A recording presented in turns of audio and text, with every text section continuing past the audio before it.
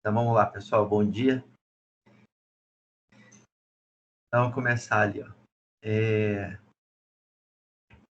Na disciplina, então, de meteorologia e climatologia, vocês vão ter o apoio da Andrea, tá? A Andrea é técnica do laboratório, né, de meteorologia e de incêndios florestais, e ela vai estar ajudando, né, na parte do sistema lá da UFPR virtual, tá?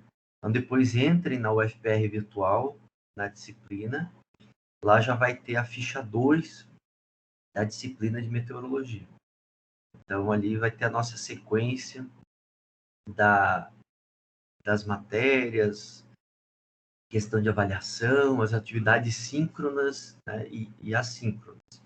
Então, toda semana eu vou passar para vocês, uma determinada matéria, e vocês têm uma semana para acessar o FPR virtual e fazer aqueles exercícios que tem lá. Tá? E esses exercícios, né, sai lá a nota automática e tal, e esses exercícios é que vão ali, a média deles é que vai dar a nota de vocês. Tá? Então, não tem prova na disciplina. Então, são exercícios semanais que vocês vão ter. Eu criei o grupo no WhatsApp para facilitar a discussão de vocês, a troca de informações, mas fiquem à vontade também para mandar e-mail, né? Qualquer forma aí de comunicação. A gente não vai ter, né, não teve inscrito ali para monitoria digital, então a gente não vai ter esse apoio da monitoria digital. Então é mais vocês mesmos trocando ideias ali no grupo do WhatsApp, né? E sempre que possível, daí, né, e sempre que necessário, eu dou um apoio. Tá? É bacana vocês, assim,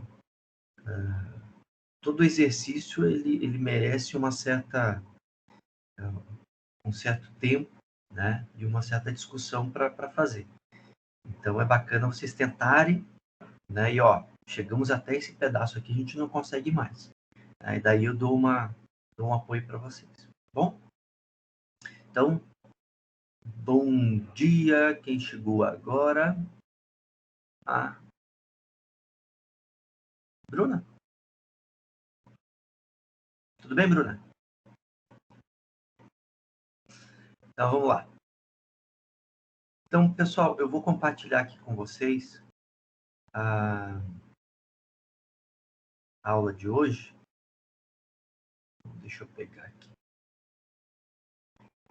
É bacana que tem umas 1000 telas abertas aqui hoje. Então, vamos lá.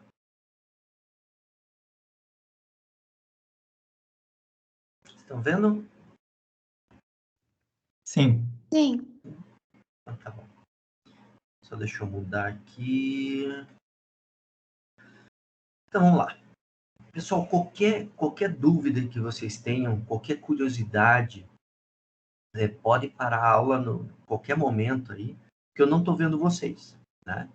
Então, a qualquer momento vocês podem parar a aula, né? Perguntem ali, ó, professor, né? O que né? Não entendi direito, fiquem à vontade. O que eu falo sempre para o pessoal é assim, né?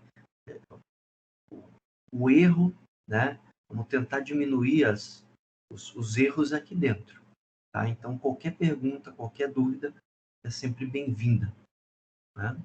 Então, vamos lá. Hoje a gente vai fazer uma introdução sobre a parte de climatologia e meteorologia florestal. São 2 horas, então, né, que é o máximo de aula síncrona. Eu sempre faço uma paradinha no meio, na metade da aula, para o pessoal levantar um pouquinho, tomar um cafezinho, respirar e a gente volta, né, para ser um pouco mais produtivo. Então, olha lá. Nossa disciplina, né, vai ser de climatologia e meteorologia florestal. Então, primeira coisa, cuidado com esse termo aqui, ó, pessoal. Meteorologia. Tem gente que não sabe escrever isso daí, tá? Então, vem de meteoro mesmo. Não é meteorologia, né? A terminação logia, o sufixo logia significa estudo. Tá? Então, sempre que você tem essa terminação aqui, ó, logia, significa estudo do que está antes aqui. Tá? Então, estudo do clima e estudo da meteoro, né, que seriam todas as partículas que caem do céu. Tá bom? Então, tá aqui meu nome, eu sou arquiteto, né, como a pessoa fala. Tá? Aqui meu e-mail, aqui é o telefone do gabinete lá, quando a gente voltar, dá para usar de novo. Né? Mas vocês têm meu celular ali, meu WhatsApp, né, quando preciso. Bom? Então, olha lá. A gente começa, né, a gente poderia começar no histórico da Terra, né, ou no histórico lá do Big Bang, né, quando teve início tanto o espaço como o tempo. E daí já recomendo um livro para vocês, para quem gosta, né, O Universo e uma Casca de Nós, do Stephen Hawking, né, que fala um pouquinho sobre essa questão do espaço e do tempo. Mas a gente considera que a Terra, então, né, da forma como a conhecemos hoje, ela está envolta por uma camada gasosa chamada de atmosfera. E essa atmosfera, né, vocês vão poder trabalhar com ela, né, nas atividades assíncronas. Então, lá na UFPR Virtual, eu vou disponibilizar para vocês o livro que a gente utiliza em HTML. Então, vocês vão ter acesso ali a toda essa parte da introdução, da meteorologia, né, o capítulo 2, que é a atmosfera, e assim vai. Tudo que a gente vai abordar vai estar, né, disponível lá para vocês. Então, que facilita bastante a consulta. E essa questão da atmosfera, vocês vão poder ler e responder as questões que tem lá. Né? Mas essa camada, que é chamada de atmosfera, é a fonte, então, de todas as formas de vida conhecidas, onde ocorrem os fenômenos meteorológicos. São os fenômenos que nos interessam nesse momento. Tá bom? E daí a gente tem aqui 3 exemplos de fenômenos meteorológicos. Quais são esses 3 exemplos? O que é isso daqui, pessoal? O que é isso? Vamos lá, agora a gente começa aquela etapa da aula que é assim, podem chutar. Bom? Então, o que é isso do lado esquerdo aí? Uma nuvem? Nuvem, muito bem. É uma nuvem, né? Vocês, depois que terminarem a disciplina, vocês vão ver assim, porque uma coisa é a gente falar assim, é uma nuvem. Agora, outra coisa é a gente, assim, defina a nuvem. O que é uma nuvem? Então, vocês vão ver que nuvem é gotícula de água e ou cristais de gelo em suspensão. Então, dependendo da altura dessa nuvem, você vai ter cristais de gelo. Né? Se forem nuvens mais baixas, você vai ter mais gotículas de água. Depende, claro, da temperatura em que ela se encontra. Mas são gotículas de água, então, e ou cristais de gelo em suspensão. Vocês vão ver também que, por exemplo, esse tipo de nuvem aqui é uma nuvem alta formada por cristais de gelo da família Cirrus. E ela indica mudança do tempo. Então, sempre que você observar esse tipo de nuvem nos céus, significa que está vindo uma frente, está vindo mudança no tempo, tá? Mas a gente vai falar mais sobre isso lá na aula de nuvens, específica sobre nuvens. Esse daqui, o que é isso daqui, pessoal? Raio? Um raio, né? Uma descarga elétrica, tá? Esse raio, essa descarga elétrica, você pode associar, tem toda uma importância isso, né? Inclusive, você tem sensores espalhados pelo Paraná, por exemplo, para você detectar, né, aonde que os raios estão caindo. Existe, inclusive, um sistema de alerta feito pelo CIMEPAR, principalmente com trabalhadores dessas linhas de transmissão. Então, quando existe essa aproximação de nuvens, que são nuvens do tipo, eu vou colocar aqui para você, ó, nuvens do tipo C, B. São nuvens do tipo cumulonimbus, né? Alguém já assistiu aquele Up, Altas Aventuras? Já. Sim. Já? Ah, então tá bom. Então vocês viram lá uma nuvem do tipo CB, uma nuvem do tipo cumulonimbus, né? Que são nuvens de desenvolvimento vertical e são as únicas nuvens que causam descargas elétricas, certo? Então, por isso a importância desse tipo de nuvem. E essas nuvens, elas causam tempestades, estão associadas a tempestades. Então, principalmente, quando se trabalha com aviação, você estuda bastante esse tipo de nuvem aí. E esse daqui, o que é, pessoal? Furacão ou tufão? Um furacão, né? Dependendo da região, ele recebe outros nomes, né? Mas um deles é o furacão. Então, são células de baixa pressão. O que significa uma célula de baixa pressão? Significa um local onde você está tendo tempestade. Então, por exemplo, aqui em Curitiba, quando começa a diminuir, ou em qualquer lugar na realidade, quando começa a diminuir a pressão atmosférica, a tendência é de chuva. Diminui mais ainda a pressão atmosférica, a tendência é de tempestade. Então, são regiões onde você tem baixa pressão. Aqui você tem uma célula de baixa pressão atmosférica sobre os mares, né? E que provoca tempestade.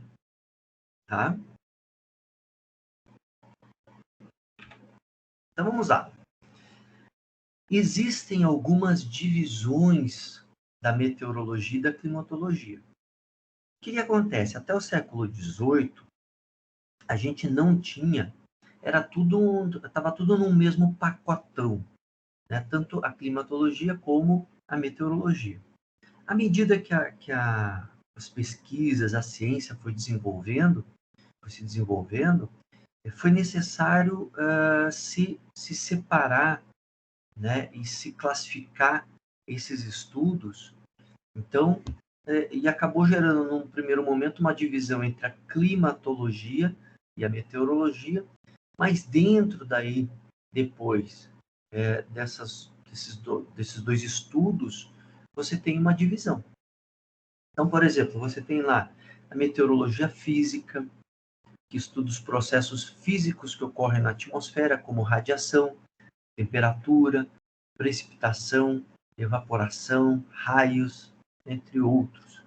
Então, claro que a gente pode aqui trabalhar, né, detalhadamente cada um desses daqui. Meteorologia dinâmica estuda as forças que causam e mantêm os movimentos na atmosfera e as alterações por eles causadas.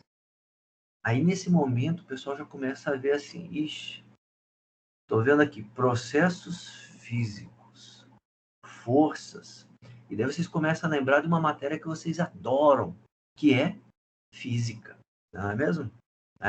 Então, a gente vai usar bastante da física, a gente vai usar bastante da matemática, né, um pouquinho lá da estatística, porque a meteorologia ela está muito relacionada à física, enquanto a climatologia está mais relacionada à estatística.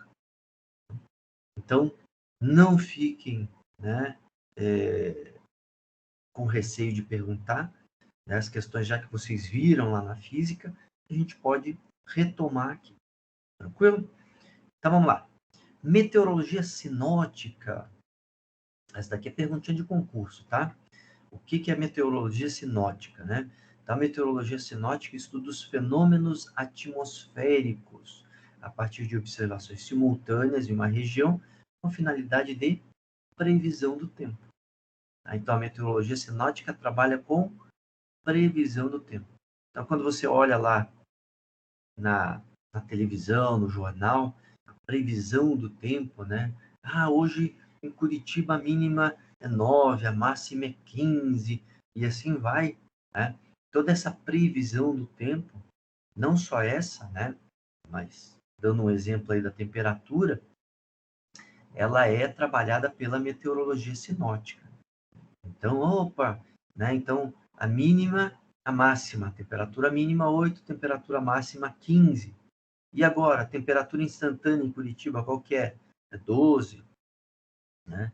Mas tem outras informações aí que o pessoal trabalha, né? Então, qual que é a chance de chuva hoje em Curitiba? Qual que é a umidade relativa? Qual que é a sensação térmica que a gente está tendo? Qual que é a velocidade do vento? Qual que é o sentido do vento?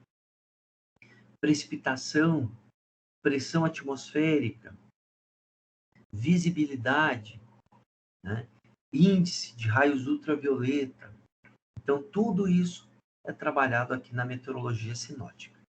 Então, aqui em Curitiba, né, no Paraná, quem trabalha bastante com a meteorologia sinótica, vão acostumando aí, é o CIMEPAR, tá? É o CIMEPAR. Quem trabalha no Brasil, né, é o Instituto Nacional de Meteorologia, é o INMET, tá bom? Então, se vocês entrarem lá depois do site deles, vocês vão ver, né, tanto o CIMEPAR, aqui para o Paraná, como o INMET, responsável no Brasil pela coleta desses dados e disponibilização desses dados meteorológicos. É importante que vocês saibam que esses dados, né, parece algo simples, mas é algo bastante complexo, né? Então, você tem coleta de dados meteorológicos no oceano, você tem coleta de dados meteorológicos por aviões, por balões meteorológicos, você tem as estações meteorológicas. Então, todos esses dados eles são unidos, né, e analisados. Então, quando você faz a previsão do tempo aqui para Curitiba ou para qualquer região do mundo, você precisa ter uma simulação no mundo e depois você faz um recorte para onde você quer. Então, não tem como fazer a previsão aqui para o Paraná sem saber se está chegando uma frente fria na Argentina ou se está se formando uma massa polar atlântica lá no polo. Então, a gente precisa ter essas informações. Tá bom? Então, quem estuda isso daí é meteorologia sinótica. Alguma dúvida até aí, pessoal? Tranquilo. Então, tá bom. Vamos tocar o barco. Então, olha lá. Meteorologia agrícola estuda as interações entre a atmosfera e as plantas e animais destinados principalmente à alimentação. Meteorologia florestal, mesma coisa, estuda as interações entre a atmosfera e plantas e animais associadas às áreas de produção de madeira. Então, o que interessa para a gente aqui, o que é? Produzir madeira, né? Vocês, como futuros engenheiros florestais, vocês vão trabalhar com a fotossíntese. Tá? Então, você vai pegar lá, né, C6, H12O6, né, mais o oxigênio, né, mais o CO2, e fixar isso como madeira. Né? Então, você vai estar pegando o CO2 da atmosfera, você vai estar pegando ali o H2O, você vai estar com a energia solar, né, dando o C6H12O6, né, e liberando oxigênio. Tá? Então, notem que o que a gente está trabalhando é a fotossíntese. O que interessa para a gente, no final das contas, é pegar e fixar o carbono na madeira. Tá? E várias variáveis meteorológicas vão influenciar nisso. Então, se você tem mais radiação, por exemplo, né, o que parece bem óbvio, se você tem mais radiação, a princípio você vai ter o quê? Né? Mais crescimento. Se você tem mais água, você vai ter mais crescimento dessa madeira. Então, por isso é importante a gente saber a temperatura, por isso é importante a gente saber a precipitação, e assim vai. Tá bom? Climatologia. Então, diferentemente da meteorologia, estuda estatisticamente as variáveis meteorológicas e suas interrelações através de valores médios, frequências, variações e distribuição geográfica. E existem outras aí. Então, meteorologia aeronáutica, que eu comentei com vocês rapidamente, a marítima, a biometeorologia e a micrometeorologia. Então, vamos lá. O que é a meteorologia? Eu já falei para vocês, a gente dividiu aqui, ó, meteorologia. Então, logia significa estudo, estudo, né, das partículas, né, que caem do céu, tá? Então, essa seria a base aí. Então, é ciência que estuda os fenômenos que ocorrem na atmosfera. Ela está relacionada, então, com os aspectos físico, dinâmico e químico da atmosfera e as interações entre eles e a superfície adjacente. A meteorologia está associada ao tempo. Então, isso é bacana, pessoal. Olha lá, ó. Quando você pergunta como está o tempo, você está se relacionando à meteorologia, tá? Então, o que é isso? O estado médio da atmosfera em um certo período e em determinado lugar. Então, usa para isso bastante da física e da matemática. Como eu falei para vocês, são duas disciplinas que vocês, eu sei, tenho certeza que vocês adoram, né? Não é isso? Todo mundo adora física e matemática aí, pessoal? Não muito, professor. Não muito, não tenho tanta intimidade assim, Eu né? também não curto muito, não. Então, vamos tentar mudar um pouquinho, né? Essa visão que vocês têm da física. Vamos deixar a física um pouco mais gostosa aí para vocês, tá bom? Vamos lá. E climatologia, mesma coisa, pessoal. Logia, estudo, clima, né? Então, estudo do clima. Estudo científico do clima, que é a síntese do tempo num dado lugar durante um extenso período. Olá, opa, tem uma diferençazinha aqui, ó, pessoal. Então, quando eu falo de meteorologia, né, é daquele instante, né, ou de um curto espaço de tempo. Já quando eu falo de climatologia, eu já estou falando de 20 a 30 anos no mínimo. Então, a gente vai ver lá na frente, por exemplo, a classificação climática de Köppen, né, que é a mais conhecida. E eu vou poder falar o seguinte, que o clima de Curitiba é um clima do tipo CFB, de acordo com Köppen. Que o clima em Londrina é um clima do tipo CFA, de acordo com Köppen. Que o clima lá em Brasília é do tipo AW, e assim vai, né? Para que eu possa afirmar isso, eu preciso de, no mínimo, dados meteorológicos de 20 a 30 anos. Tá? É claro que isso, com as estações automáticas, ele tem facilitado muito, né, a obtenção e análise de dados. Então, existem as estações convencionais, que são aquelas estações antigas, com equipamentos ali mecânicos, e existem as estações mais modernas, as estações automáticas, né, com transmissão ali, né, direta dos dados que são coletados. Tá? Ou você transmite esses dados, ou ele armazena esses dados. O clima, portanto, refere-se às características do tempo, baseado, então, em observações contínuas durante um longo período. Tá? E usa, então, bastante da estatística. Quando que começou a meteorologia? Então, o que se é contado? A história diz que a primeira referência está relacionada a Tales de Mileto, 600 anos antes de Cristo, quando Tales de Mileto ele conseguiu prever uma safra muito boa de azeitona. E o que ele fez? Na época, ele alugou todas as prensas de azeitona que tinham na região. Ele alugou bem barato essas prensas, e daí quando a safra veio, né, e a previsão dele acabou se confirmando, ele alugou para essas pessoas essas prensas de azeitona com um sobrepreço.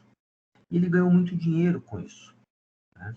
O objetivo do Tales de Mileto, na época, era provar que quem tem conhecimento, né, pode, se quiser, ganhar dinheiro. Tá? Na sequência, a primeira referência escrita sobre a meteorologia é a de Hipócrates, né, que é o pai da medicina, né, que teve uma obra chamada Climatologia Médica.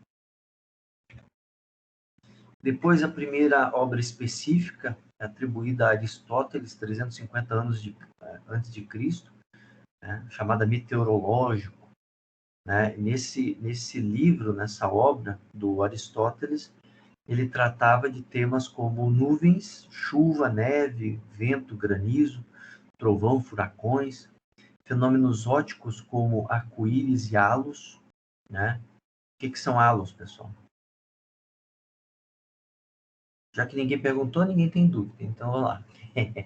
O que são os halos? Mínima ideia, professor. Hã? Tenho Alguém mínima sabe? ideia. Não tem ideia? Gostaria de saber. Então, vamos lá. Os halos são aqueles contornos que se formam ao redor do Sol ou da Lua. Né? Então, dependendo da nuvem que você tem, da presença de uma determinada nuvem, que a gente vai ver lá na frente, né? Você vai ter a formação de um halo. Então, é um contorno ao redor tanto da Lua como do Sol. Né? E esse halo ele se forma porque a luz emitida pela Lua ou pelo Sol, ela entra em contato com as partículas dessa nuvem, que são cristais de gelo, e sofre dispersão. É como se fosse assim um arco-íris ao redor do Sol ou ao redor da Lua. Então são chamados de halos. Então, esse manuscrito aí foi intitulado Meteorológica, porque naquele tempo, qualquer partícula vinda da atmosfera ou que estivesse em suspensão na atmosfera era chamado de meteoro. Depois, Teofastos, 300 anos antes de Cristo, escreveu sobre ventos e indicadores do tempo. A pesquisa sobre meteorologia estagnou por mais ou menos 2.000 anos, tá? Em função lá de uma questão histórica, da igreja, né? E ela foi retomada por Leonardo da Vinci no ano de 1500, quando ele desenvolveu o catavento. Então, Leonardo da Vinci, pessoal, ele é tido como uma das pessoas mais importantes, né? Em alguns locais, quando vocês forem ler, vocês vão ver o seguinte, que se atribui a Jesus Cristo a pessoa mais influente do primeiro milênio, e do segundo milênio, Leonardo da Vinci. Para quem quiser saber um pouco mais sobre a vida dele, tem um livro do Fritjof Capra, que é chamado A Alma de Leonardo da Vinci. Né?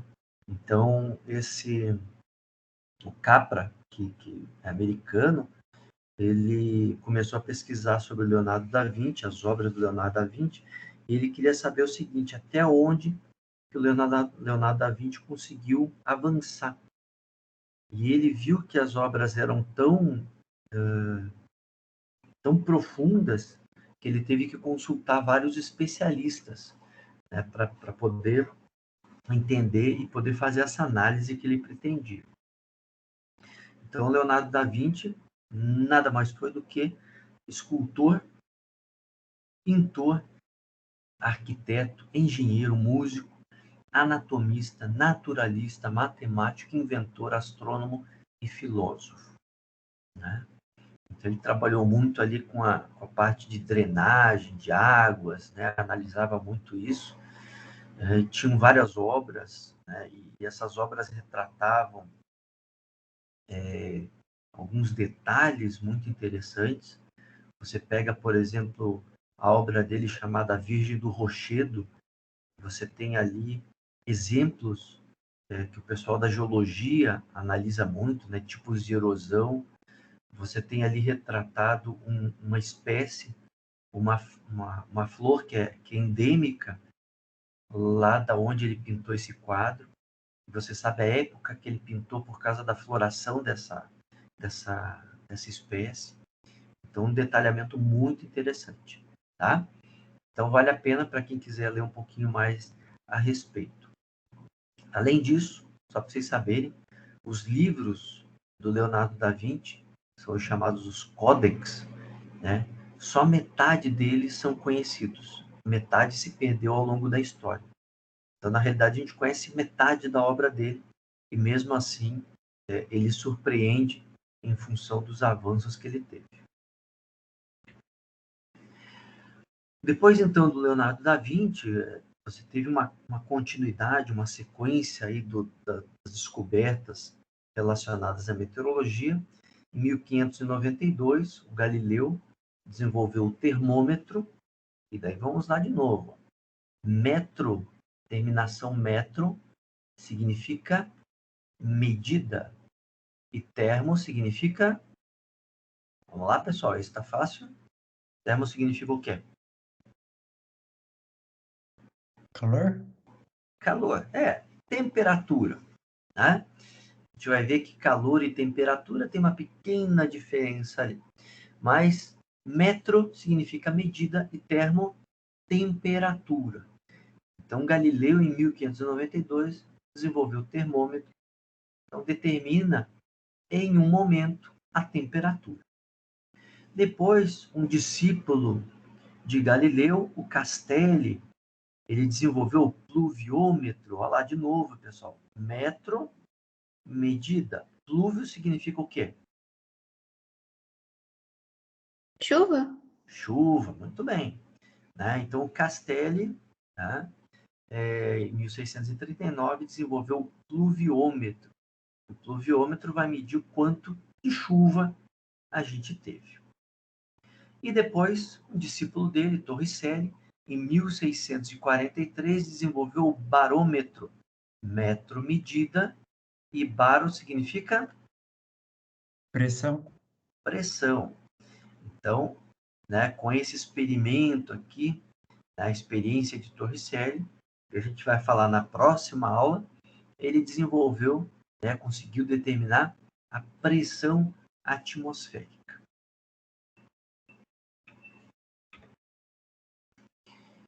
Depois, tivemos uma sequência aí de descobertas e de equipamentos interessantes para vocês conhecerem.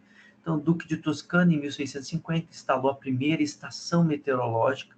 Até então não se tinha estação meteorológica. Fahrenheit, 1714, Celsius, 1736, desenvolveram escalas de temperatura.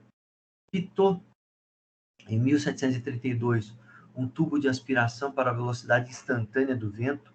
Esse tubo de aspiração é utilizado até hoje nos aviões, né? Então, é como se fosse um cano que tem para trás, quando você olha a cabine do avião, tem um cano que vai, né, no formato de L, aquilo ali é um tubo de Pitot, que vai dar a velocidade do voo.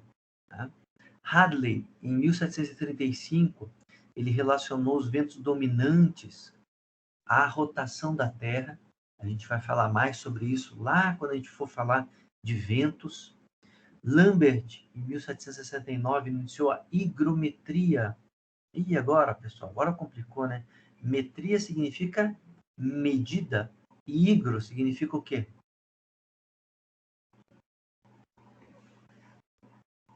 Higro é umidade. Então, guardem aí, pessoal. Higro, umidade. Então, ele analisa a umidade atmosférica. Six, em 1781, construiu os termômetros de máxima e mínima. O próprio nome já diz. O que é um termômetro de máxima?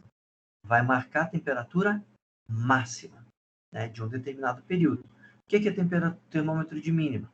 Vai marcar a temperatura mínima em um dado período. Saussure, 1783, construiu o higrômetro de cabelo. O que é isso, pessoal? Metro, medida, higro, unidade. De cabelo. Mas é de cabelo mesmo? É de cabelo. Tá? Então, se vocês forem observar, principalmente as mulheres aí, né, quando vocês lavam o cabelo, ele não fica maior, ele não fica mais comprido. Né? Por quê? Porque a umidade é maior. Então, quando a umidade atmosférica é maior, o fio de cabelo ele se alonga. quando a umidade relativa é menor, quando o ambiente está mais seco, o fio de cabelo ele se contrai. Então, usando essa constante de dilatação ou de contração do fio de cabelo, foi desenvolvido um aparelho, né, que vai relacionar o comprimento de cabelo à umidade relativa do ar. Tá? Esse é o aparelho chamado higrômetro de cabelo. Belfort... Oi? Ele usou literalmente cabelo? Literalmente cabelo. Ah, Tá bom? E cabelo loiro aí. Tá certo? Quando a gente voltar, pessoal, a gente voltar para o presencial, né? Para quem quiser lá, eu marco um dia lá no laboratório e eu mostro para vocês o higrômetro de cabelo, tá bom? Mostra, na realidade, todos os equipamentos que a gente tem lá, para vocês conhecerem. Acho que é bacana. Belfort, em 1805, Belfort era da Marinha, tá? Ele desenvolveu uma escala de força do vento. A gente vai falar dela mais para frente. Então, dependendo da velocidade do vento, você tem um comportamento esperado, né? Então, por exemplo, quando a força do vento é 0, o mar está calmo, né? O mar fica espelhado, e quando a força do vento é 12, que é o máximo que você tem da escala de Belfort, você tem um maremoto. August, em 1825, idealizou o psicrômetro. Esse é outro aparelho aqui importante para vocês guardarem o nome. O psicrômetro é um aparelhinho, vou desenhar aqui do lado, ó, pessoal. Então, você tem uma base, olha que desenho bonito. Você tem uma base, né, onde você vai fixar 2 termômetros. Tá? Então, aqui embaixo, o bulbo do termômetro, então você fixa 2 termômetros. Só que um desses termômetros, ele fica envolto por um tecido. E esse tecido, ele fica molhado. Tá? Você coloca um fiozinho lá, você coloca um recipiente aqui com água e ele fica molhado. Tá? Aqui é a base do psicrômetro. O que acontece? Esse termômetro aqui vai determinar a temperatura do ar, ou também chamada temperatura do bulbo seco. Enquanto esse daqui vai determinar a temperatura do bulbo úmido. Tá bom? Então, em função da diferença entre a temperatura do bulbo seco e a temperatura do bulbo úmido, a gente consegue determinar a umidade relativa. Tá? A gente vai trabalhar com ele mais para frente. Teoria Jerknes, em 1922, desenvolveu a teoria das frentes polares, que explica aí a questão da variação do tempo. Então, vamos lá. E daí a gente vem para uma parte interessante. Qual que é a importância da meteorologia e da climatologia? Eu vou dar alguns exemplos para vocês notarem como vocês recebem informações, e bastante informação, a respeito da meteorologia e da climatologia, e por isso que a gente estuda ela aqui. Tá? Então, vocês recebem bastante informação pelo WhatsApp, né, pelas redes sociais, né? Então, quando está quente, o pessoal reclama, e quando está frio, o pessoal também reclama. Tá? Esse é o pessoal assistindo a aula em janeiro aí, tá? Vai estar mais ou menos assim.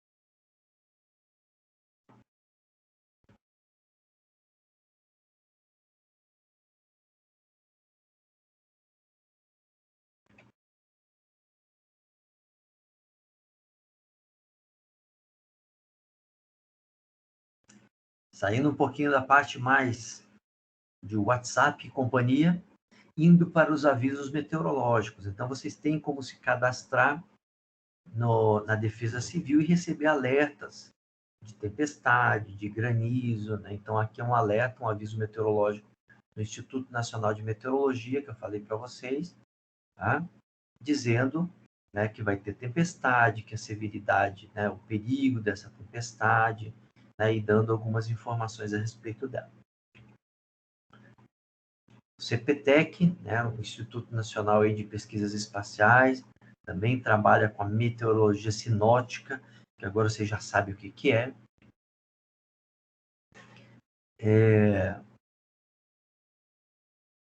Reportagens relacionadas às questões meteorológicas. 2016 não termina nunca, nevou no deserto do Saara. E uma coisa bacana aqui, pessoal, para vocês começarem a observar isso daqui, ó. Tá? Então, primeira coisa, pode nevar no Saara? Claro que pode nevar. Depende de duas coisas, temperatura e umidade, né? Mas pode nevar. Né? É a primeira vez que a neve cobre a região em 37 anos. Então, quer dizer que 37 anos atrás, você teve essa ocorrência de neve e teve novamente em 2016.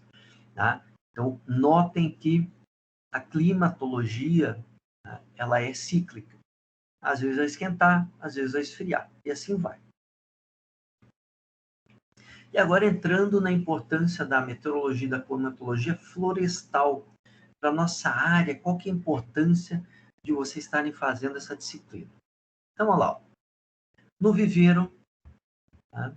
Então, quando vocês forem observar o viveiro florestal, o que acontece? Lá em cima, você vai ter ali, ó, aspersores. Os aspersores, eles vão aumentar o quê? Como se fosse a precipitação. Ali em cima, vocês estão vendo essa tela mais escura, que é um tipo de sombrite, que impede a radiação, né? Ela segura um pouco da radiação. Tá? Então, ela diminui a intensidade da radiação. Essa lona que vocês têm aqui, ela deixa esse ambiente mais aquecido. Então, notem que está relacionado ao quê? A precipitação, a temperatura, quantidade de radiação, né, que é o ideal para o desenvolvimento dessas mudas. Água demais faz bem? Não.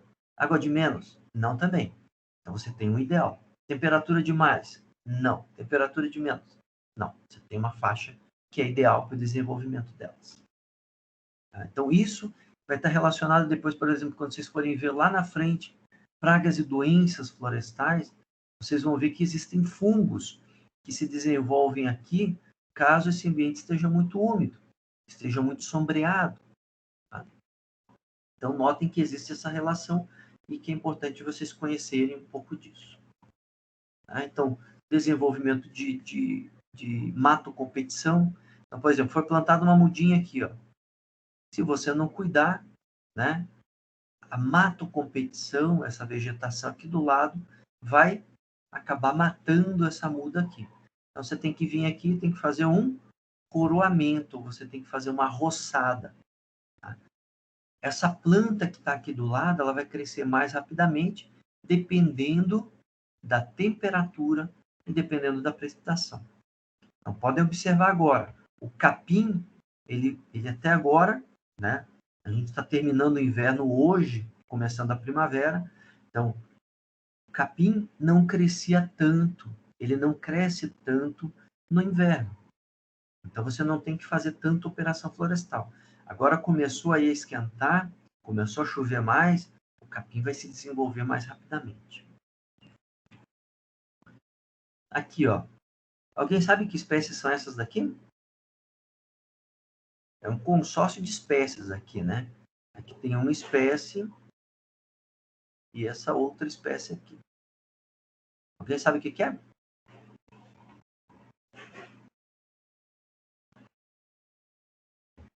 Sem Professor, chutes. eu vou Hã? chutar. Eu vou chutar pela imagem da direita, uma seringueira? É o quê? Seringueira, sei lá. Isso, exatamente. Seringueira, né, consorciada com café, tá? Dá para plantar seringueira com café plantio comercial em Curitiba? Não. Né? Por que não dá? Porque é frio.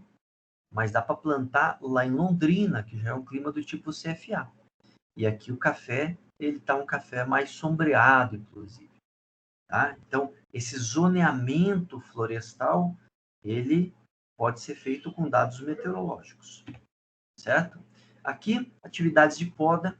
Né? A poda, ela deve ser desenvolvida, deve ser executada em determinados momentos. vocês vão ver lá na parte de silvicultura.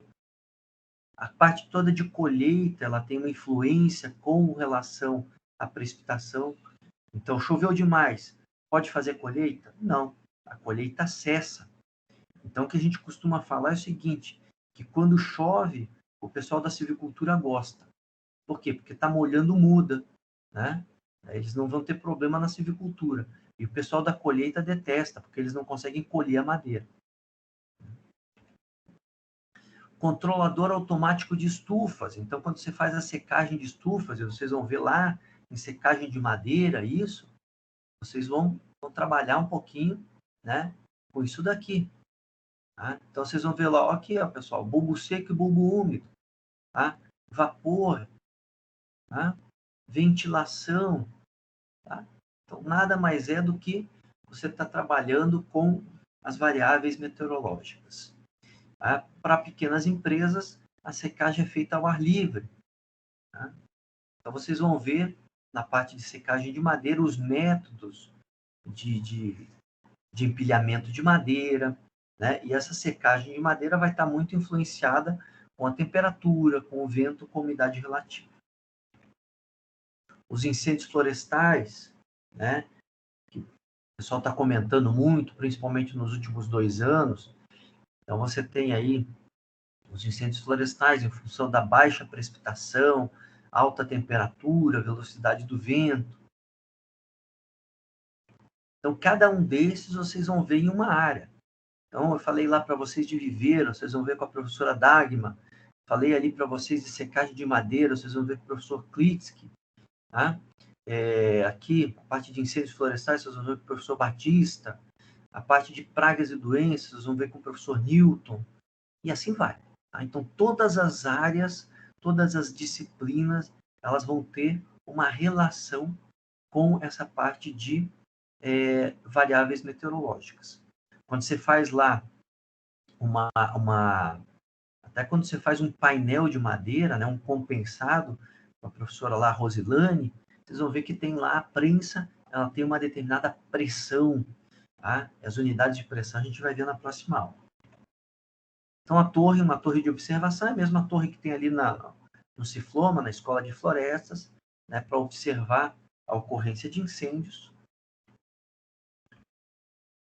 A questão de estradas, de acessos, né? Se chove, você vai ter maior erosão, você vai ter maior custo de manutenção dessas estradas. Vocês vão ver que o professor Diego, principalmente a manutenção dessas estradas, ele vai falar um pouquinho a respeito disso para vocês. Questão aqui de crescimento de madeira, né? Então, por exemplo, aqui, só para vocês terem uma ideia, uma foto na Finlândia, essa tora aqui, essa árvore aqui, ela tem 80 anos. Tá? Essa mesma madeira aqui no Brasil teria 20 anos. Então, o ciclo de rotação está muito relacionado à radiação e à disponibilidade hídrica, principalmente essas duas variáveis. É por isso que várias empresas florestais vieram para o Brasil, porque a gente tem radiação, tem precipitação e tem uma coisa muito importante, que é espaço para os plantios. Energia eólica, então é uma outra, né? As energias alternativas, principalmente em função dessa questão da escassez hídrica. Então, o pessoal está indo muito para essa parte de energias alternativas. Então, entra aí energia solar, entra energia eólica, tá? E a gente tem um campo interessante nisso, dentro do licenciamento ambiental. Questão de conforto animal. Tá? Então, hoje, consociar o pasto com árvores, para você ter um maior conforto animal, ele é muito bem visto.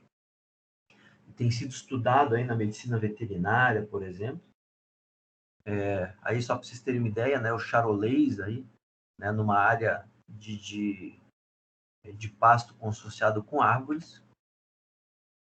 Fenômenos, né, meteorológicos, então, aqui a formação de geada, que a gente vai falar mais para frente, e aqui chamada,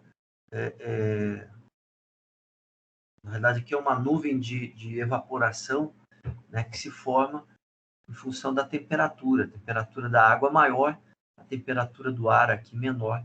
A gente vai tratar mais disso lá na aula de condensação.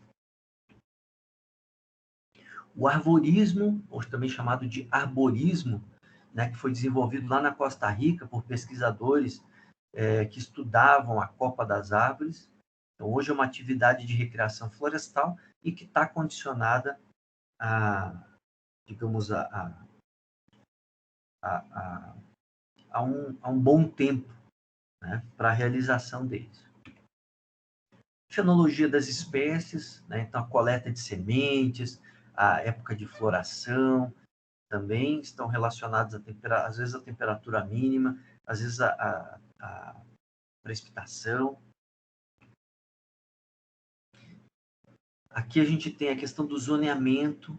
Coloquei aqui para vocês 3 exemplos. Então, a cultura de banana, que exige uma temperatura maior.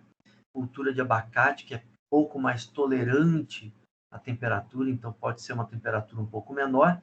E a maçã, que na realidade precisa de frio para florir e para frutificar. Então, é exatamente a área inversa aqui, que é a área apta ao plantio da maçã. Então, esse zoneamento pode ser chamado de zoneamento agrícola, a gente pode fazer um zoneamento florestal, ele tem como base, principalmente, temperatura e precipitação. Esse é um trabalho da Embrapa Florestas, né? É um trabalho antigo, pessoal. Olha aqui, ó. É um trabalho de 1985, mas é um trabalho de referência, né? Então, onde estabeleceu lá as regiões bioclimáticas do Paraná. Se vocês fuçarem bastante aí na internet, vocês talvez ainda encontrem ele disponível para vocês baixarem.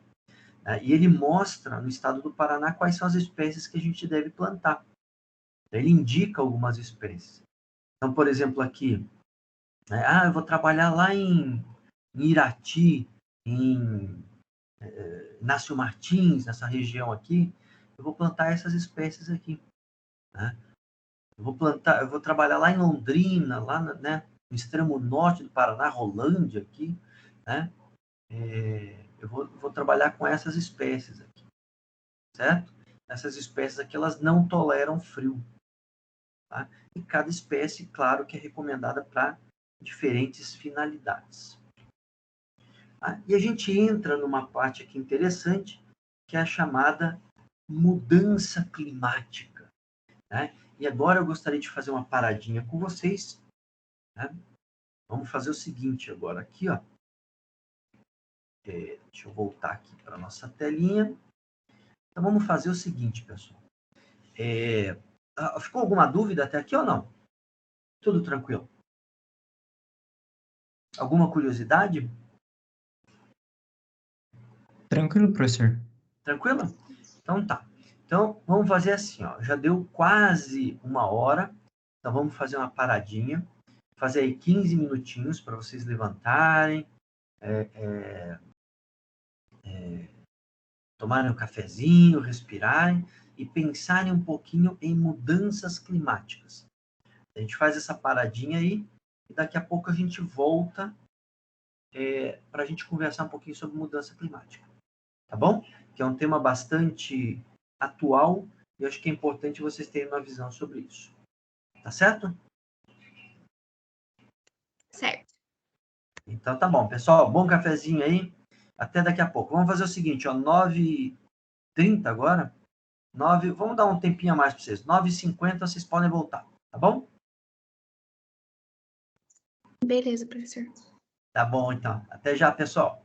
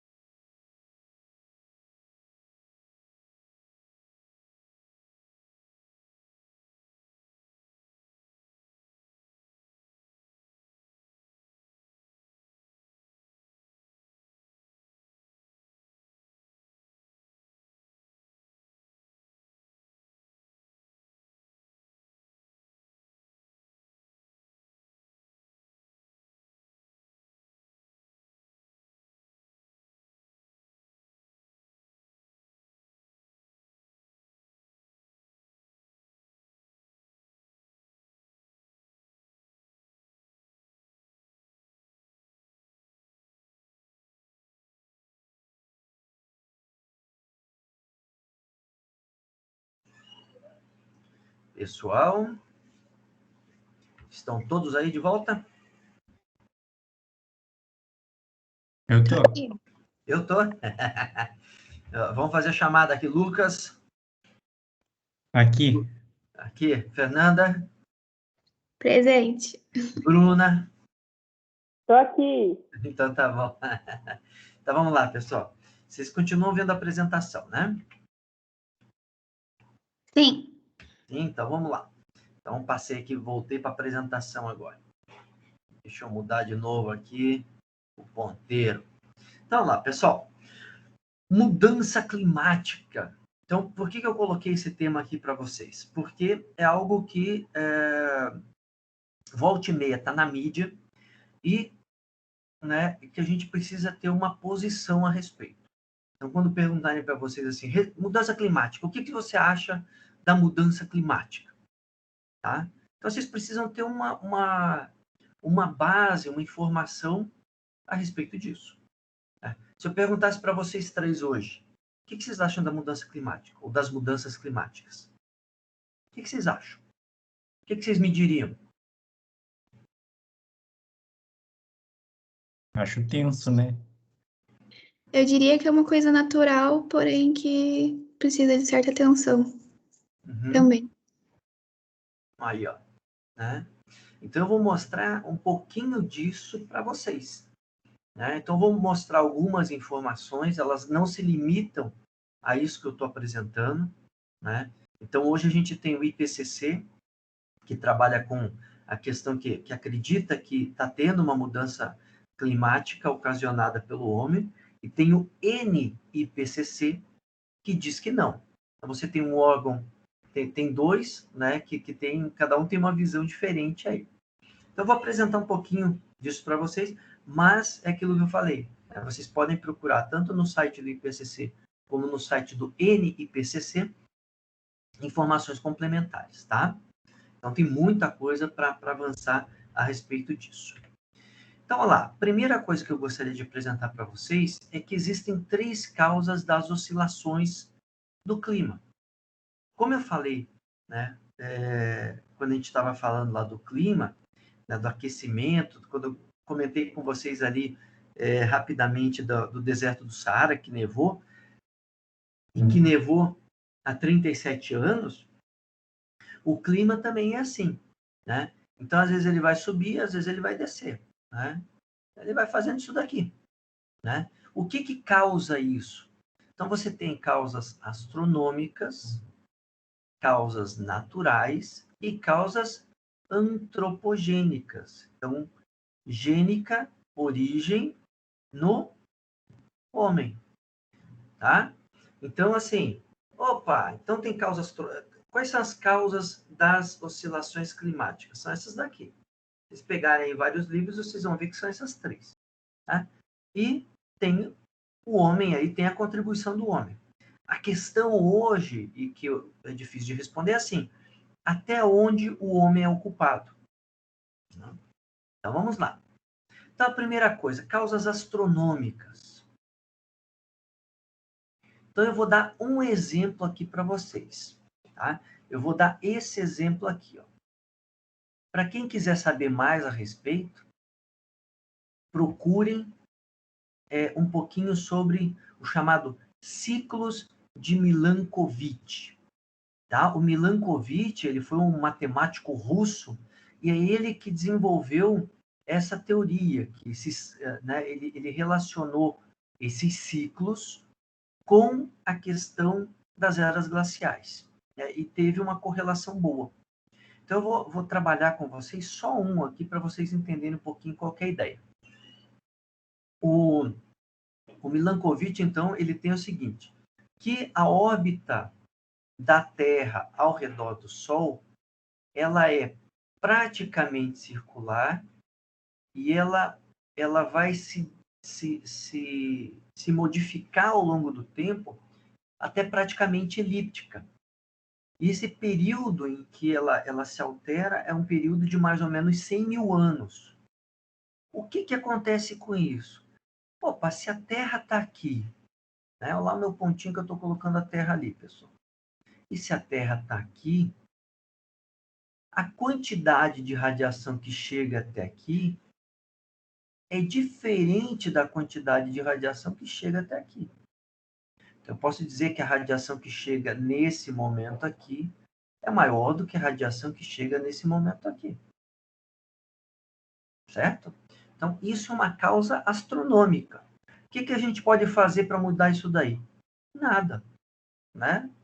Então, depois eu vou mostrar para vocês o tamanho do Sol em relação à Terra, para vocês terem uma ideia do que a gente está falando. Tá? Então, aqui, vamos falar um pouquinho mais a respeito disso. Vamos pegar aqui a obliquidade do eixo. A Terra, hoje, ela está inclinada, né? Ela tem uma determinada inclinação. A gente vai falar disso na próxima aula, tá? Mas ela tem uma determinada inclinação aqui. Com essa inclinação, o raio solar, ele chega aqui formando um ângulo. Se eu mudo essa inclinação, a quantidade de radiação que chega até aqui também muda. Então, isso é mais uma das causas, tá? Então, causas astronômicas. Então, quem quiser saber um pouquinho mais sobre isso, procure lá os ciclos, então, de Milankovitch e procure os ciclos solares, né? Schwab. Então, tá aqui, ó, pessoal. Vocês já tinham noção do tamanho relativo do Sol em relação à Terra? Tinham essa noção ou não? Eu tinha, professor. Né? Acho que sim. Né? Então, olha lá, quando a gente fala em uma erupção solar, a gente está falando disso daqui. Ó. Tá? Então, aqui você tem o tamanho relativo do Sol em relação à Terra. Tá? Então, uma questão de escala. Então, essa é a parte dos astronômicos. Então, causas astronômicas. Projeção de erupção solar, a tendência dela é de decréscimo nos próximos anos. Então, teoricamente, se a gente fosse levar só em consideração erupção solar, o que a gente teria? A gente teria uma quantidade menor de energia chegando na Terra e, consequentemente, uma temperatura diminuindo. Então, a justificativa de alguns pesquisadores que diz que, na realidade, a temperatura está diminuindo se dá em função disso daqui. Então, alguns pesquisadores dizem que a temperatura está aumentando, outros dizem que a temperatura está diminuindo. Causas naturais: erupções vulcânicas, terremotos e oceanos. Professor, Oi? eu tenho uma dúvida. O que é uma erupção solar? Erupção solar, na realidade, é uma queima do material gasoso, né, do Sol, quando você tem como se fosse uma descarga. Né? Então, você teria essas erupções solares. Tá? Acontece com frequência? Acontece com frequência. Uhum. Ah, tá. Tá? Então, voltando ali um pouquinho, deixa eu pegar aqui. Voltando aqui, ó. As erupções solares. Né? Então, quando você fala em erupção solar, está aqui. Então, é como se fosse assim, ó, você tem aqui essa descarga de gases aqui e a queima dele. Tá? E ela ocorre com frequência. Então, você tem aí, né, o número aí de erupções solares. Tá? Então, ele tem, né, interessante você notar isso daqui, ele tem um ciclo, essas erupções solares. Tem, inclusive, aí como curiosidade, já que a gente está falando nisso, tem um pessoal de Ponta Grossa, alguns pesquisadores de Ponta Grossa, que eles relacionam essas erupções solares à produtividade agrícola. Então, por exemplo, a produtividade agrícola, né? Então, por exemplo, você tem uma determinada erupção solar esse ano e eles fazem uma correlação com a produção agrícola do próximo ano. E tem uma boa correlação, pessoal. Né? Então, umas coisas interessantes assim que se discute, né, no ambiente acadêmico. Tá? Mas muita coisa ainda é para a gente conhecer melhor. Então, aqui, ó, estava falando para vocês de causas naturais. Então, aqui, ó, erupções vulcânicas. A erupção vulcânica causa mudança no clima? Causa. Né? Porque você tem uma erupção vulcânica, ela emite uma quantidade enorme de gases. Se vocês forem procurar aí na internet, você vai ver assim, uma erupção vulcânica corresponde a quantos, a emissão de quantos carros, quantos veículos. Você vai ver que a quantidade é realmente enorme, né? Além disso, esse material aqui, esses gases que são emitidos pelos vulcões, eles sobem e vão até uma segunda camada, né? Então a gente vive aqui na troposfera, né? Você tem depois a tropopausa e estratosfera, onde você tem a subcamada chamada subcamada de ozônio. Então esses gases, eles sobem até a estratosfera e eles impedem a entrada da radiação solar, fazendo com que a gente tenha uma diminuição da temperatura do planeta, né? Não é à toa que o Bill Gates, esses tempos, ele lançou um prêmio, né? Lançou um recurso para se pesquisar a emissão de material particulado para a estratosfera para diminuir a temperatura do planeta. Terremotos. Aí você pode falar assim, pô, mas terremoto causa mudança no clima? Claro. O que acontece com os terremotos? Os terremotos, você tem ali movimentação da Terra, e essa movimentação da Terra, essa energia cinética, lembrando um pouquinho da física lá, essa energia cinética, parte dela se transforma em energia térmica. Então, você muda a temperatura do planeta ali, né, quando você tem essas movimentações das placas tectônicas. E os oceanos? Os oceanos, eles agem como reguladores do clima no planeta.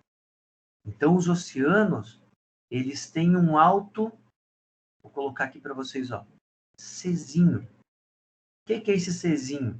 É uma coisa que vocês viram lá na física, que é o calor específico.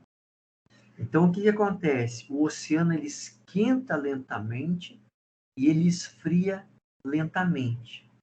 Em contrapartida, a Terra, ela esquenta rapidamente e esfria rapidamente. Então, com isso, as cidades que estão mais próximas do oceano, elas têm uma amplitude térmica. O que é amplitude térmica?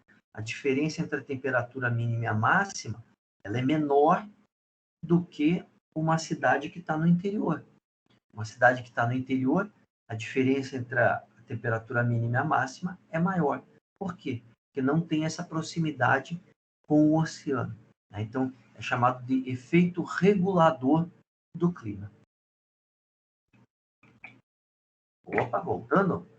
Olha lá, uma simples erupção vulcânica pode afetar mais o clima que anos de atividades humanas, além de alterar o ambiente de várias formas. Então, uma das causas de incêndio, uma das causas naturais de incêndios florestais é exatamente a erupção vulcânica, né? A outra causa seriam os raios, né? Além disso, você tem uma alteração aí, né, do clima, inclusive da vegetação do entorno de onde você tem o vulcão, né? Porque onde você tem ali, você tem a emissão de alguns gases que provocam chuva ácida, então as folhas dessa vegetação próxima é uma vegetação mais coriácea, uma vegetação adaptada a esse ambiente mais adverso. Terremotos transmitem grande quantidade de energia para a atmosfera. Então, é aquilo que eu falei para vocês. Quando você tem a movimentação das placas tectônicas, a energia cinética dessas placas tectônicas, ela se transforma em energia, né, em energia sonora, mas também em energia térmica. E essa energia térmica, então, que é liberada para o ambiente, aumenta a temperatura. Os oceanos apresentam maior importância na variação do clima do que os continentes. A gente costuma dizer que quem manda no clima do planeta é o Oceano Pacífico, porque é o maior deles. Para quem quiser pesquisar um pouquinho mais sobre isso, procure lá oscilação decadenal do Pacífico. Oscilação decadenal do Pacífico. O que significa? Você tem ciclos do Oceano Pacífico. Às vezes o Oceano Pacífico ele fica mais quente, às vezes o Oceano Pacífico fica mais frio. Ninguém sabe ao certo por que ele fica mais quente e por que ele fica mais frio. Alguns pesquisadores dizem que é em função do núcleo da Terra. Maior atividade, menor atividade do núcleo da Terra. O fato é que esse ciclo ocorre. Um ciclo um pouco mais curto, e que a gente percebe bastante, é o chamado Laninha e El Niño, que vai provocar maior ou menor precipitação aqui na região sul do Brasil. Também ocasionado pelo aquecimento e resfriamento do Oceano Pacífico. Atividades antropogênicas, e daí que a gente entra. Então, você tem atividades industriais, você tem queima de combustível fóssil, você tem desmatamento, você tem queima de biomassa e você tem a urbanização. Tudo isso causa mudança no clima? Causa. Né? Se vocês pegarem aí a casa de vocês há 500 anos, o que ela era? Era uma floresta. Né? Vocês tiraram a floresta, foi tirada a floresta e foi construída uma casa. Se você mudou o uso do solo, você está mudando também a temperatura, você está mudando a umidade relativa, você está mudando o vento, você está mudando a precipitação. Né? A questão é a escala disso. Por exemplo, pergunta para vocês, quantos por cento da Terra nós utilizamos? Quantos por cento da Terra é mar e quantos por cento é terra, é continente?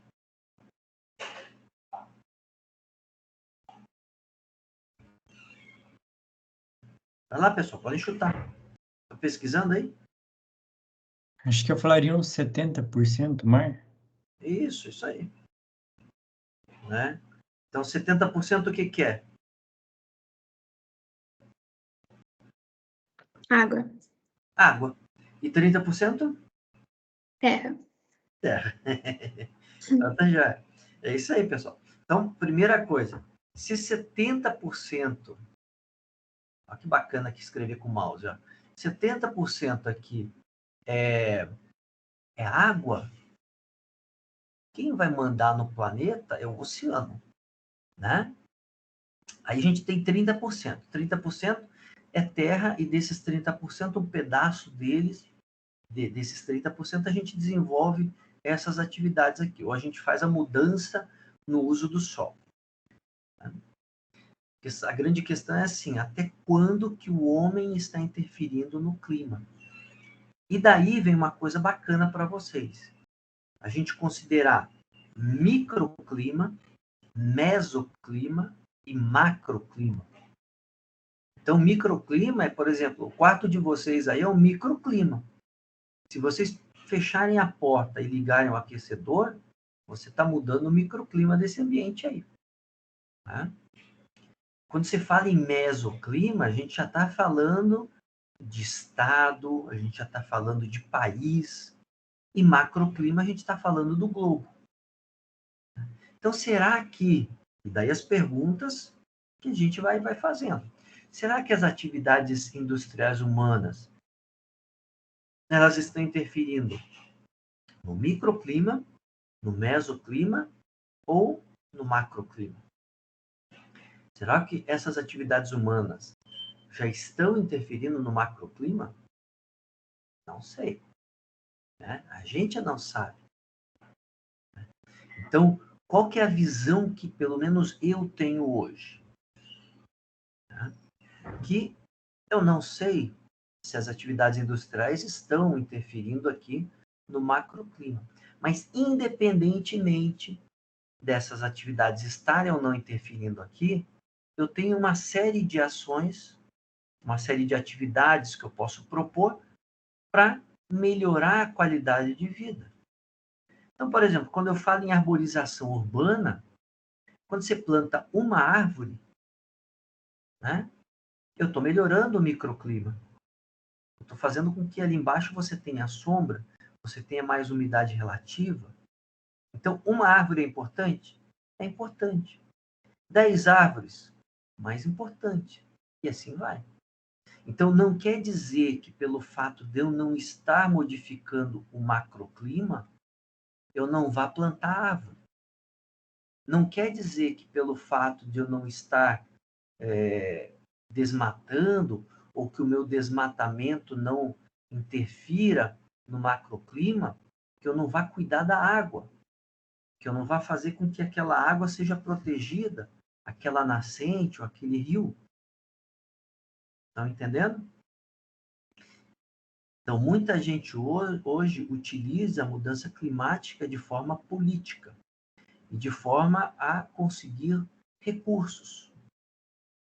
Eu acho que é uma estratégia que eles estão utilizando, né? Para fazer isso daqui. Então, a justificativa, no final das contas, né, ou digamos assim, o produto, no final das contas, é bom. A justificativa, tecnicamente, eu não acho muito adequado. Mas o que você está querendo fazer é bom, né, para o planeta. Então, olha lá, ó. O transporte é responsável por 1/3 do total das emissões humanas. Então, as mudanças que estão sendo propostas, né, você pega, por exemplo, esse grupo Tesla, que desenvolveu aquelas baterias para veículos, né, e pegou para mostrar que aquela bateria é boa, colocou um veículo em cima ali, você tem esses carros elétricos do Tesla, né, é um bom caminho para a gente reduzir as emissões humanas. Então, isso daí é bom, né? Agora, não necessariamente que isso está modificando o clima do planeta, mas certamente a menor emissão de poluentes nas cidades vai fazer com que a qualidade de vida nas cidades, mesoclima, seja melhor. Certo? Olha lá, ó. O clima global varia naturalmente e apresentou períodos mais quentes do passado. Olha que bacana esse gráfico aqui, pessoal. Né? Então, mostrando aonde que a gente está, né? A tendência que eles falam que é uma tendência de aumento, então está lá a tendência. Né? Mas note que lá no passado você já teve períodos quentes também. E olha que mais interessante que isso é isso daqui, ó, né? O início, né, da colonização viking na Groenlândia. Olha, a Groenlândia vem de que palavra? Terra verde. Então, lá no passado, a Groenlândia era verde. Aí depois, né, a temperatura diminuiu, teve o final da colonização viking lá na Groenlândia, né, teve essa pequena era do gelo, onde a Groenlândia ficou congelada, e agora a Groenlândia ela está voltando a ser o que era lá no passado, que era verde. Aí o pessoal está assustado, porque ela está voltando a ser verde. Na realidade é cíclico, pessoal. Aí no ano 800 era verde, e agora no ano 2000 está voltando a ser verde. Né? Lá na frente, o que vai acontecer? Provavelmente vai ter uma nova era do gelo, né, na Groenlândia, que vai voltar a ser gelo. Então, às vezes é assim, a energia do planeta é como se fosse uma laranja. Né? Quando o pessoal fala que o Polo Norte está descongelando, né, é como se você apertasse a laranja de um lado, o suco vai para o outro lado. Então, o Polo Sul deve estar maior. Né? Quando você descongela de um lado, vai para o outro. Tá? Então, existe esse equilíbrio aí. Olha lá, ó. Aí, claro que as revistas, as manchetes, elas têm que chamar atenção para esse problema. Então, lá, 1945, né, teve um aquecimento lá nas temperaturas, né? A Time, olha a capa da Time, o que é. Depois esfriou, olha lá, a capa da Time.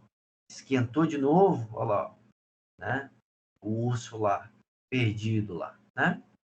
Tá? Então é assim, às vezes esquenta, às vezes esfria. É cíclico. O que acontece é que a gente não tem informação.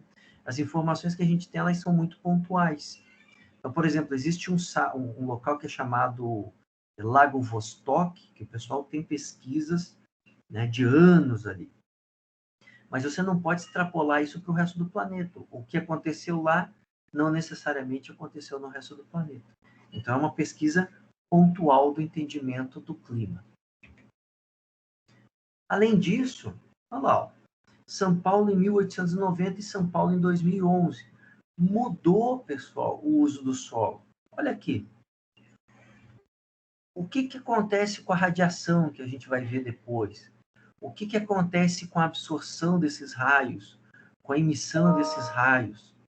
Ele muda, né? Se ele muda, né, uma estação meteorológica que está aqui e que continuou aqui, o que vai acontecer com ela? Ela vai registrar essas mudanças.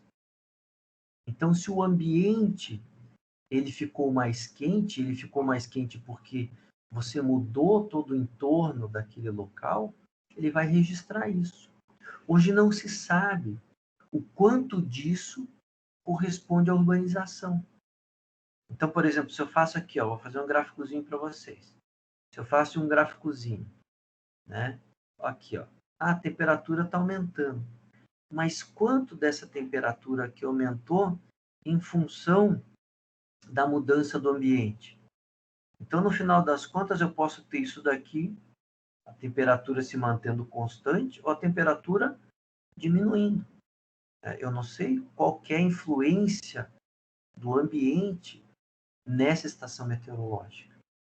Em função disso, que vários recordes de temperatura são provenientes de estações meteorológicas localizadas próximas de centros urbanos, que são chamadas, vocês já devem ter ouvido falar, das ilhas de calor.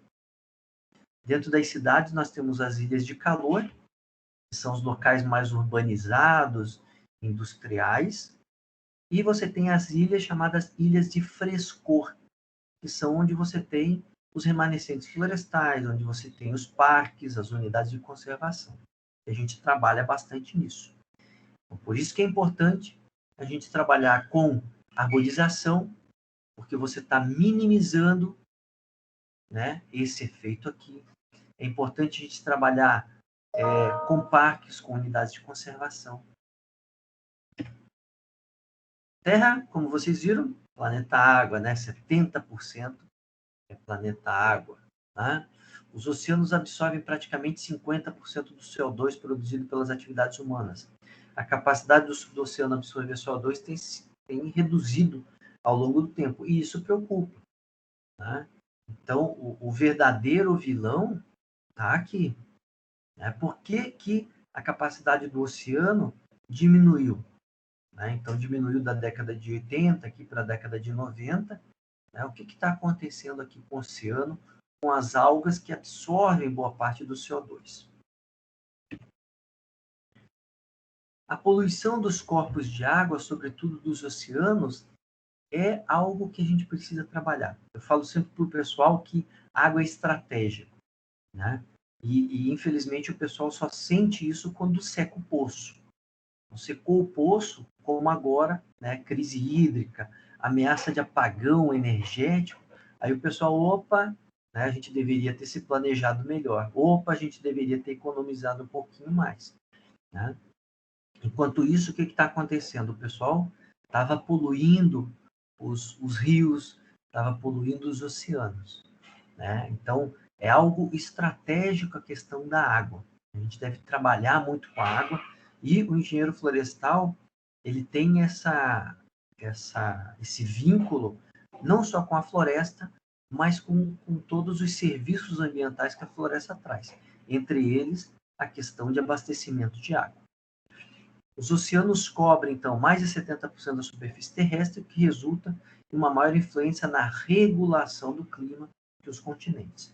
A poluição dos oceanos afeta o albedo. Alguém perguntou o que é albedo aí ou não? Vocês sabem o que é albedo?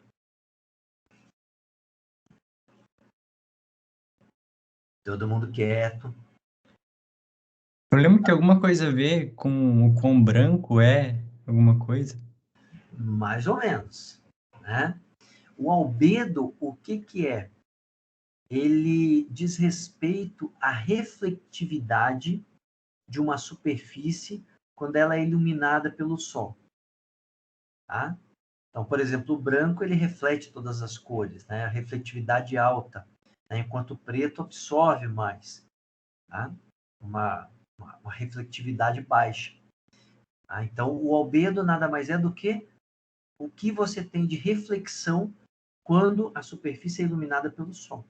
Então, quando você polui um oceano, quando você polui um rio, o que você está fazendo? Você está fazendo com que aquela água ela absorva mais energia. Tá? E isso é preocupante. E daí, dentro disso, e daí sim, o homem consegue impactar maior o clima do planeta. Existem as chamadas ilhas de lixo. Então, procurem lá depois, né, essa questão da ilha de lixo no Pacífico, principalmente, que é a maior delas, que, na realidade, assim, todo o lixo que você joga ali no Pacífico, as correntes, elas vão juntando esse lixo todo num determinado local. Né, e é chamada de ilha de lixo. Hoje, a ilha de lixo do Pacífico tem o tamanho mais ou menos da Índia, para vocês terem uma ideia. Então, o que acontece? O raio solar, quando vem aqui e toca essa ilha de lixo, você está mudando a quantidade de albedo, você está mudando o balanço de radiação que esse ambiente sofre. E ela continua a crescer. Então, por isso que existem várias iniciativas para você trabalhar a reciclagem desse material. Existe hoje a Política Nacional de Resíduos Sólidos, né? Tudo relacionado a esse lixo aqui que a gente está gerando. Tá? Além disso, claro que os produtos, né, a contaminação dos oceanos, principalmente por óleo, aí, ele muda bastante a absorção da energia. Então, é outra coisa que a gente tem que trabalhar. Certo? Então, vamos lá. Voltando aqui, pessoal. Ficou alguma dúvida em relação a isso? Tá tudo fácil, tudo tranquilo? Sim ou não? Podem abrir os microfones aí e falar. Tranquilo, professor. Tranquilo? Então tá. Nenhuma dúvida, nenhuma curiosidade aí?